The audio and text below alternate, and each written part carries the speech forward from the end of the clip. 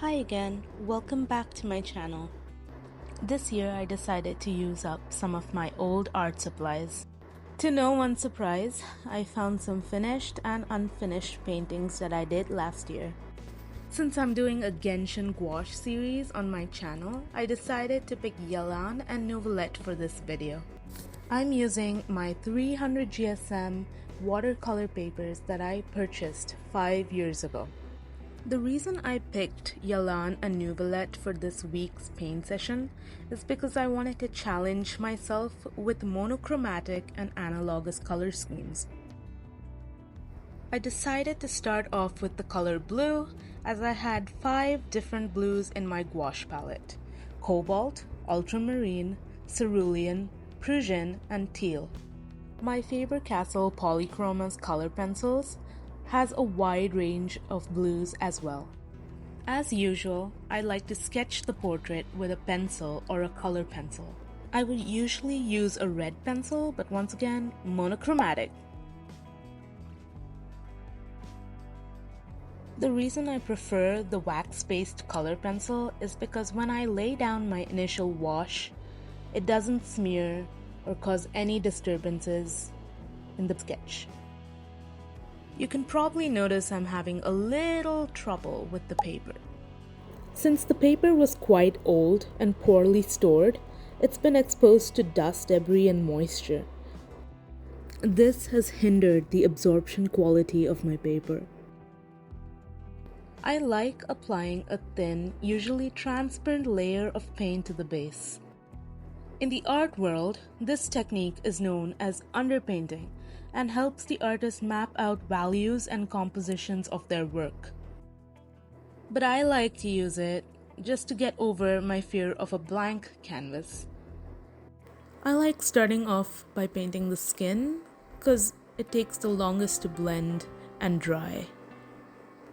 I made an oopsie by choosing a very bright pink for the lips. I quickly toned it down and went over the parts again and tried to blend them out. The cheeks might look a bit too rosy right now, but as you should remember, gouache always dries a bit lighter than it seems.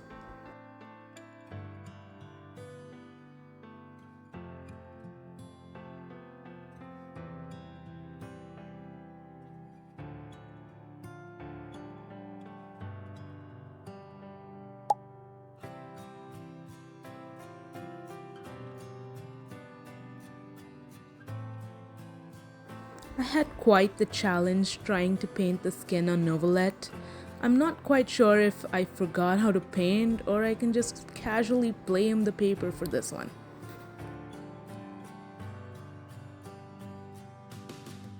I painted in the base shadows of the eyes and the eyelashes and the bridge of the nose.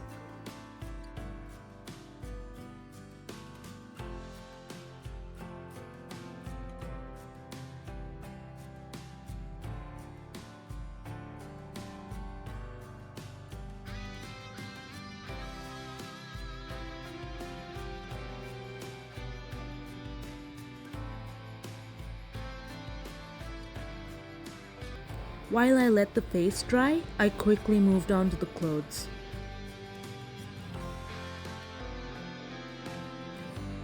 With gouache, you'll at least need 2 layers of white just to make it a little more opaque.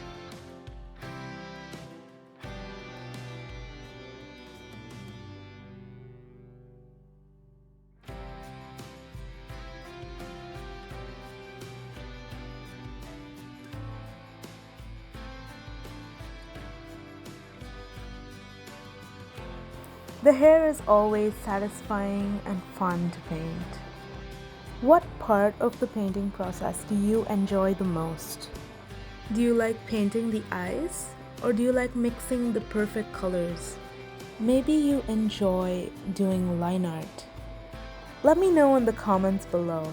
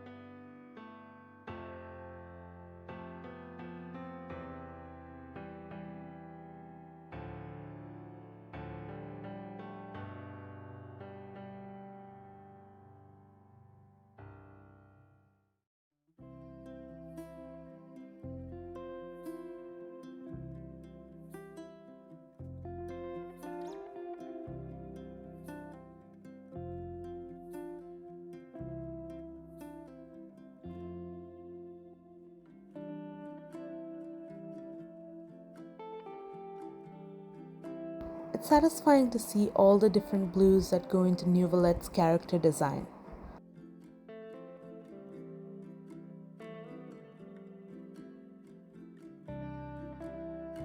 It was a bit jarring at first when I applied this layer of paint.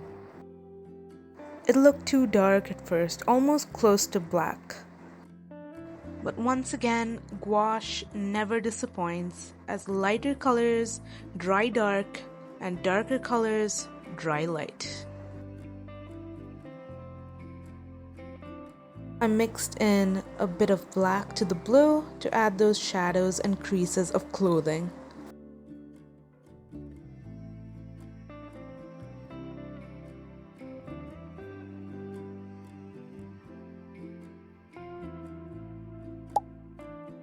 Here's the red pencil to the rescue.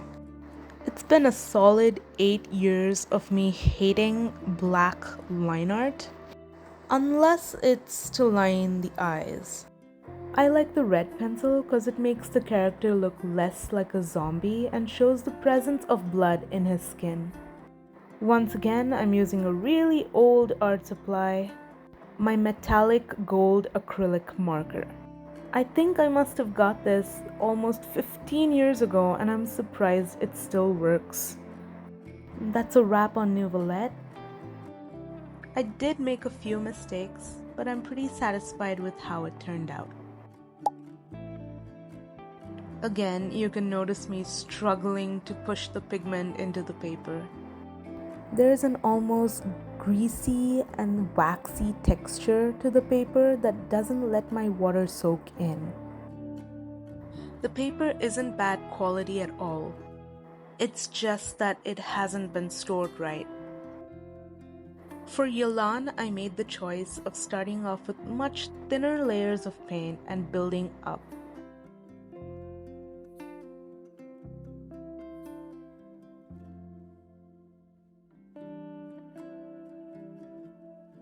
It was also easier to paint the blush and the redness around the eyes, as it blended quite quickly as compared to Neuvillette.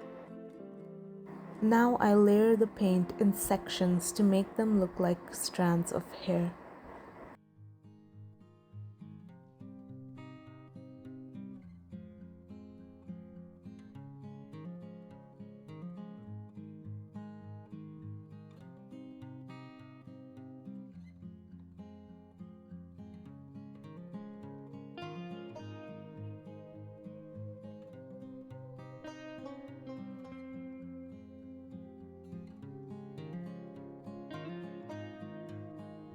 Yelan's clothes are so detailed and there's so many sections and parts to it. It was pretty late in the night and I was getting quite tired, so I just pulled out my trusty red pencil to wrap things up.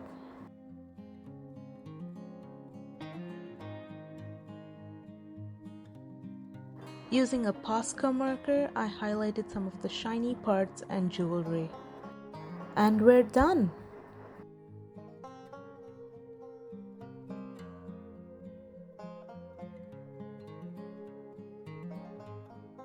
Which of the two portraits did you like better? Let me know in the comments below. If you've made it this far, thank you! And I'll see you again in the next one.